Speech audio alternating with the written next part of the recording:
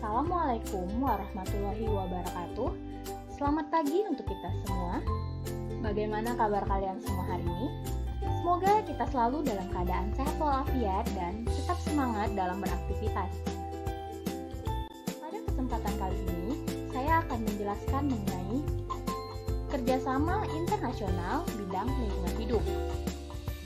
Sebelum itu, saya akan memberikan pengantar mengenai alasan adanya kerjasama internasional bidang lingkungan hidup.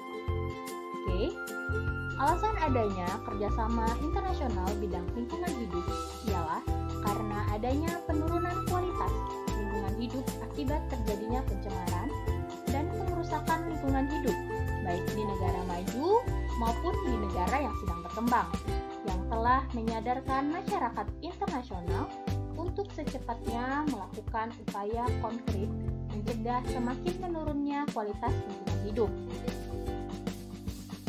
Menyadari perlunya perlindungan dan pengelolaan lingkungan hidup secara global yang melibatkan semua negara, maka telah ditempuh berbagai macam kerjasama yang melibatkan hampir seluruh negara di muka bumi ini. Beberapa hasil kerjasama yang menghasilkan keputusan penting dalam upaya mencegah terjadinya penurunan kualitas lingkungan hidup yang semakin parah diuraikan dalam slide selanjutnya. Next. Konferensi Stockholm.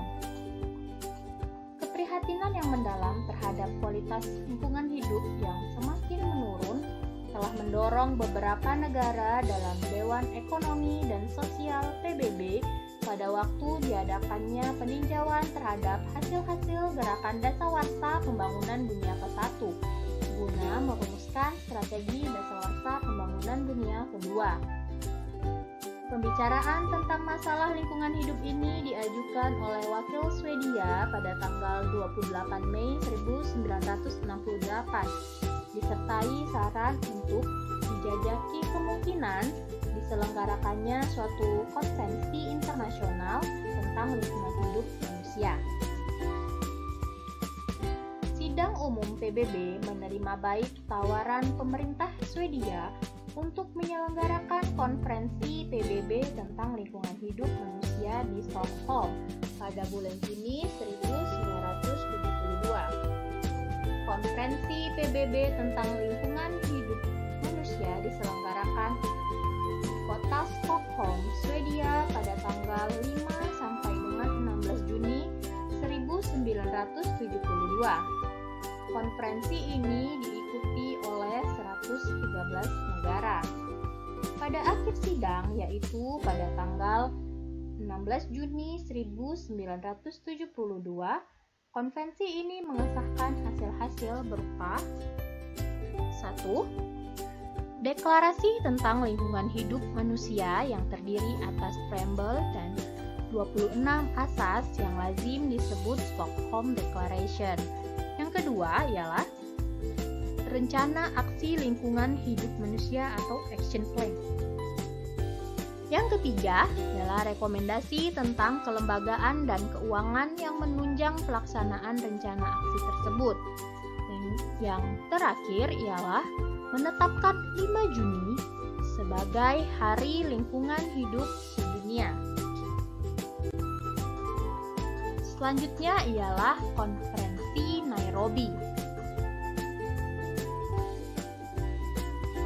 10 tahun setelah diselenggarakannya konferensi di Stockholm, maka pada tanggal 5 Juni 1982 diselenggarakan United Conference on the Human Environment di Nairobi.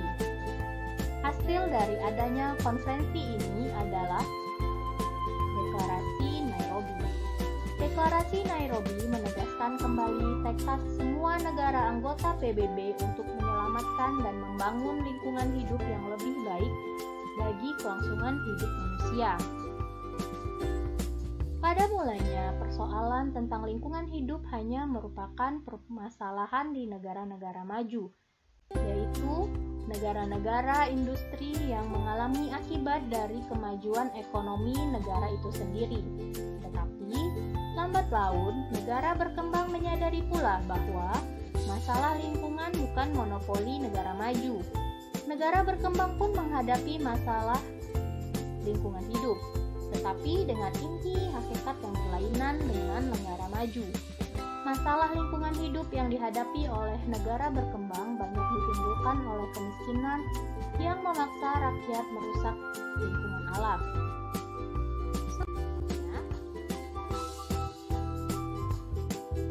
Konferensi Rio de Janeiro.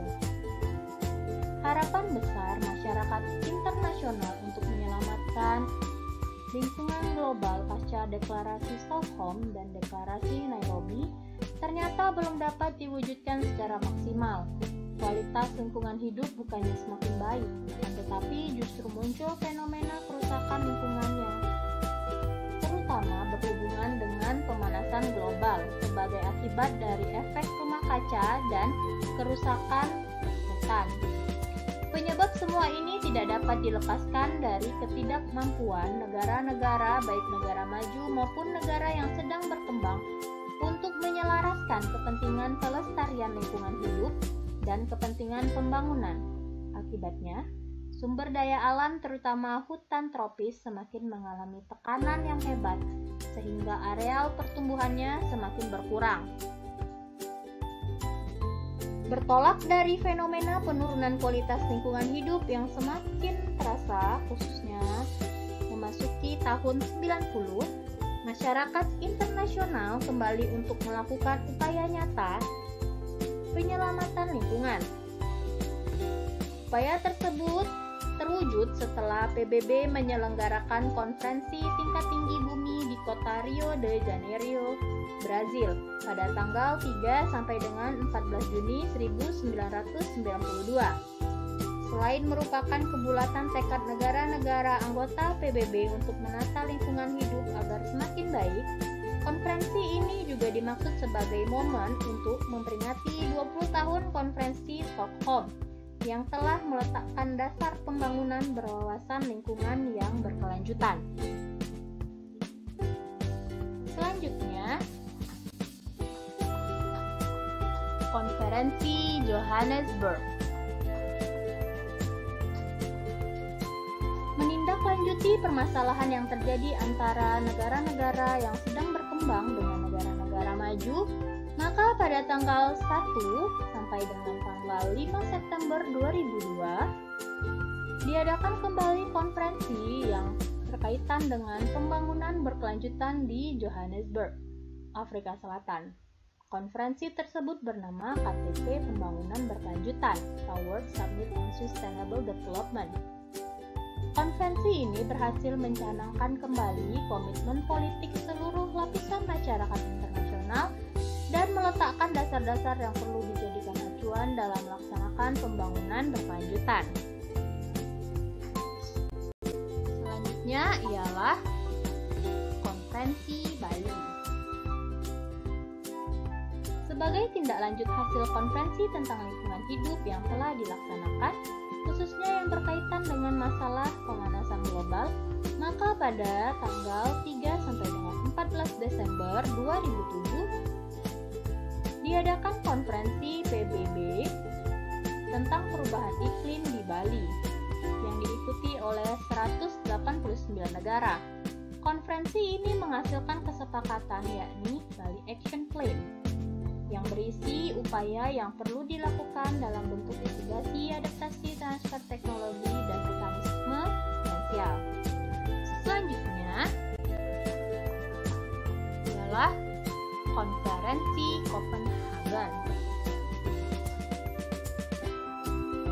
Menindaklanjuti Bali Action Plan tersebut, maka pada 7-18 Desember 2009 dilangsungkan Conference of Parties the United Nations Framework Convention on Climate Change ke-15 di Copenhagen, Denmark.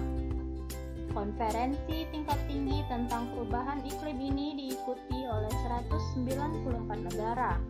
Hasil dari konferensi ini dikenal dengan Copenhagen Accord, yaitu kesepakatan untuk mengurangi emisi negara maju, membantu pendanaan kepada negara miskin dalam upaya mengurangi emisi, Diharapkan pemanasan global tidak melebihi 2 derajat Celcius atau 3,6 derajat Fahrenheit.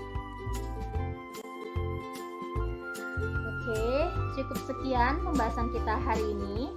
Jika ada yang ingin ditanyakan terkait materi yang sudah saya sampaikan tadi, dapat memberikan tanggapannya di dalam forum diskusi.